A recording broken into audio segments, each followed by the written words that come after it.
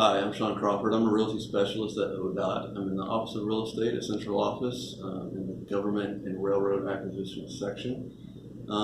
We were just going to do a short video regarding the hows and whys of railroad acquisition and railroad construction agreements. Railroad construction agreements are typically executed by Rich Barrett in the Ohio Rail Development Commission.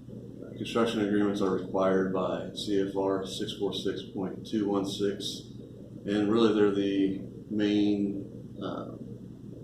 the main key to railroad acquisition. And generally, we cannot acquire from a railroad without getting the railroad construction agreement first.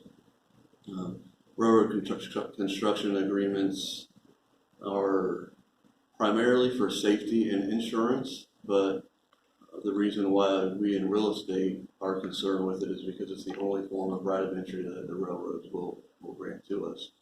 And the construction agreement contains that language.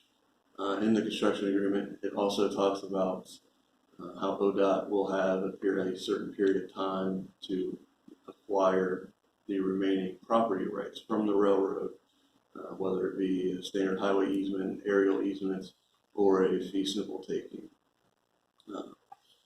Railroad construction agreements, like I said, I can't understate the importance of the railroad construction agreement.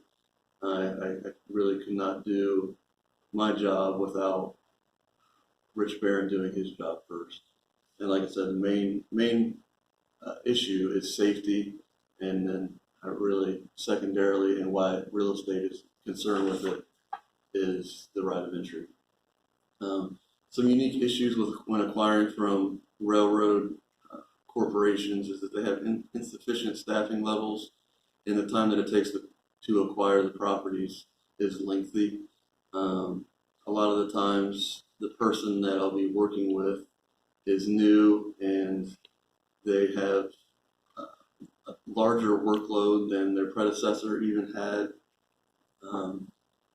Another interesting or unique situation with railroads is that we cannot use ODOT standard instruments. So in certain cases with some of the major railroads, the Ohio Attorney Generals and the railroad's legal counsel have worked together to come up with some pre-approved instruments so that we can avoid that length in time as far as getting together with the AGs and their legal counsel to come up with a brand new instrument. So we have that in some circumstances with CSX, Norfolk Southern, and Wheeling and Lake Erie Railroad, Most railroads will not negotiate property rights until the construction agreement has been executed. There are some instances where Norfolk Southern, for example, will negotiate property rights prior to the construction agreement being executed. However, they will not sign the instruments and convey the property to ODOT until the construction agreement has been executed. Length of a time to acquire, I would generalization, if it's an active rail corridor, say 12 to 18 months after the construction agreement has been executed, would be a good amount of time to allow in your project schedule. And if you are working with an inactive rail corridor or an excess land parcel for the railroad where we would not require a construction agreement, I would at least allow 12 to 18 months to acquire those types of parcels from the railroads.